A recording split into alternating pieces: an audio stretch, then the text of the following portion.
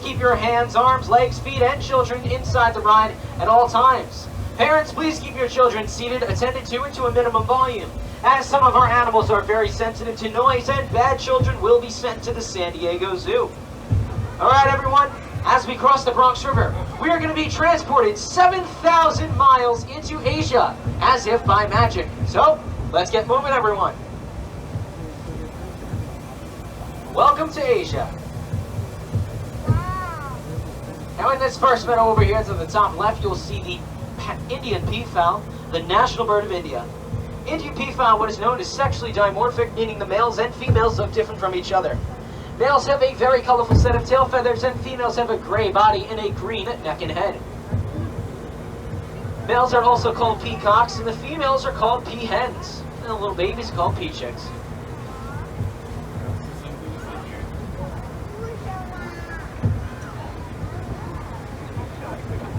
Alright. Trying to find some of our other creatures, but we're not really able to find them right now. Why do they not have any feathers? It's a good question. The reason is because mating season is over. The only reason they have those tail feathers is during mating season, so they can attract mates. So once they mate, they lose their feathers. The males do, at least. Trying to see. Here's a little bit from Michelle, one of our keepers here on the Monorail. Hi, my name is Michelle. I'm part of the Wild Asia Keeper Team. We call this area Kanha Meadow, where we care for about 40 Barasingha deer, 15 axis deer, 10 black buck, and a pair of muntjac. We start our day by checking on all the animals, making sure they are healthy, behaving normally, and safe. Sometimes, fawns and calves are born overnight. Newborns are given a neonatal exam, which includes weighing, vaccination, and tagging for identification purposes. While the animals are in the meadow, we prepare their nighttime holding areas so that they have a safe and clean place to spend the night. When we think of an animal that's extinct, we probably think of the dinosaurs, the dodo bird, or the woolly mammoth.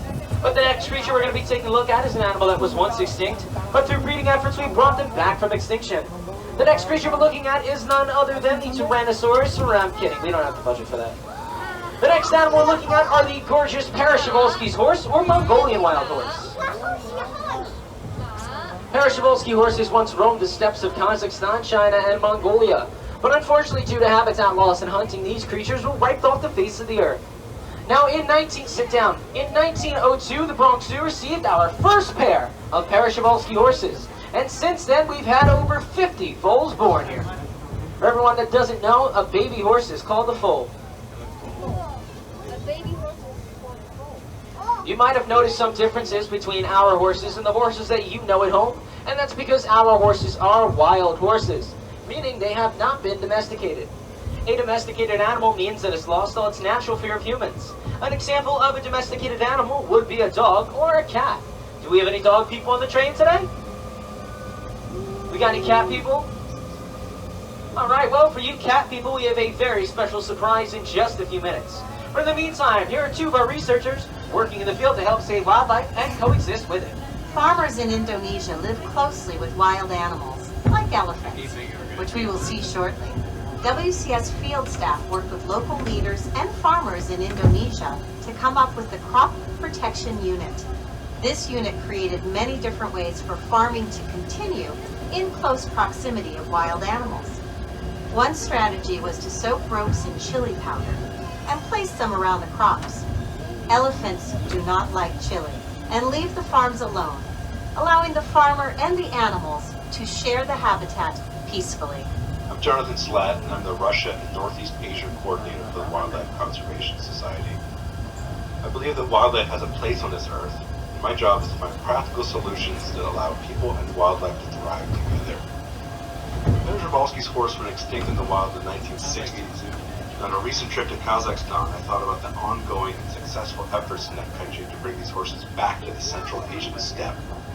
The world needs happy stories, to watch the impossible become possible, and to see hope restored. That's what's happening today for Kowalski's horse. Okay. How's everyone doing? Doing good? Alright, awesome. Alright.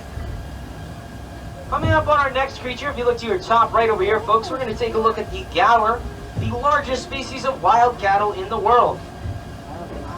Gaur can get to be over 2,000 pounds and 6 feet tall at the shoulder, making them one of the largest and most powerful animals in Asia. Gaur are so powerful, they've actually even been known to fight off tigers. Yes, tigers. Unfortunately, there are two creatures gaur are not able to fight off. The first one being man, as we are responsible for deforestation and poaching, the two threats that gaur face in the wild. The other animal cannot fight off is my mother. Thank you.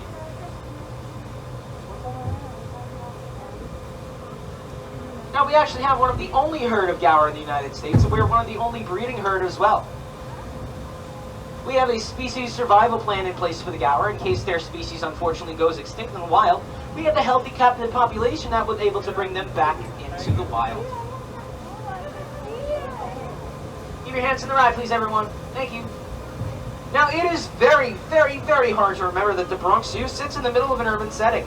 And the structure we're going to see in front of us is not to keep something in, but to keep something out. And that thing we are keeping out is the roar you hear behind us. It's not the roar of a tiger, or a lion, or a bear, but crikey, it's the Bronx River Parkway. And here's the traffic report for the monorail. Around 4 o'clock, we're going to be moving faster than them. And I'm from Long Island. I have to drive home in that today. Perfect. Everyone, the next creature we're going to be looking at is an animal that is the largest cat in the world. The apex predator of Asia, the tiger. So I just ask everybody, please keep their hands, arms, legs, feet, and children inside the ride at all times as we enter his habitat. And right now, we are mere guests in the kingdom of the tiger. So please be respectful of the true king of the jungle. To the top right over here, everybody, we have Josie. Josie is a male Siberian or Amur tiger. Tigers can eat up to 40 pounds of meat a day, and that is the equivalent of 160 hamburgers. Each tiger actually has their own set of stripes, and no two cats will have the same stripes, just like our fingerprints. Even if tigers are born in the same litter, they will not have the same stripes. What's up, big guy? Keep your hands in the right, please, everyone. Ma'am. Thank you.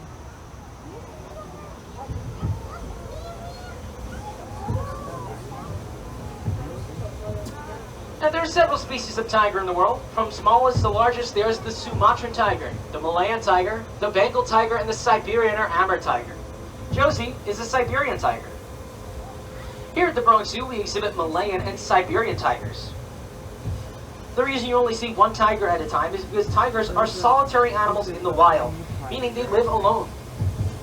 The only time tigers will come together is either to mate or to fight over females or territory. All species of tiger are critically endangered in the wild, and here's a little bit about what we're doing to protect them. WCS works with many species of tigers in the wild and at the zoo. Here is a note from one of our field scientists about his experience working with rangers to protect tigers in Indonesia. Hi, my name is Fahru. Way in the back, those spotted deer are called Helping the axis rangers deer. of They've been Bronx exhibited here at the River zoo since doing their forest 1899. patrol. There was a time when we found some tigers' footprints in the jungle. But then we also found that some snares are installed inside the forest, which become threats to the animals. We dismantle the snares to make sure that the tiger are safe. Look on the right side of the fence near the river over there, you can see the Barasinga deer. Barasinga means 12 tine in the Hindi language, and they get that name from the 12 tines or points on their antlers. Barasinga, yes.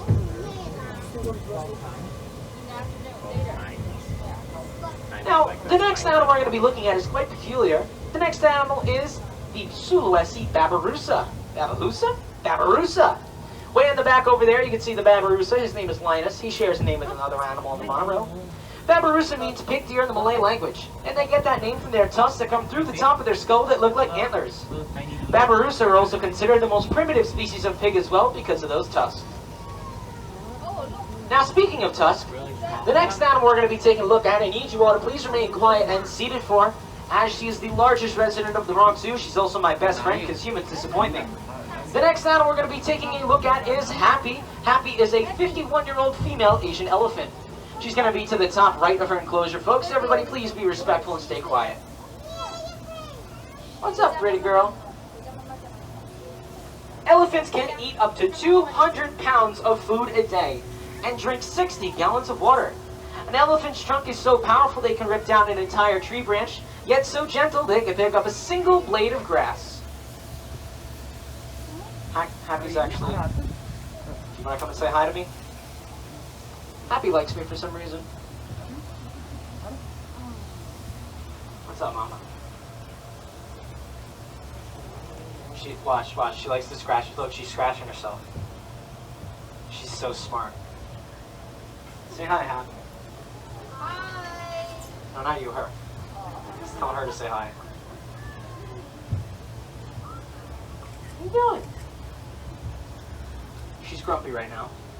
You can tell she's grumpy. Her ears are not flapping and her tail's not wagging. Happy does not like the rain. Now we have two beautiful girls here, Happy and Patty, and both of our elephants are over 50 years old. Now hang tight, guys, 1 second.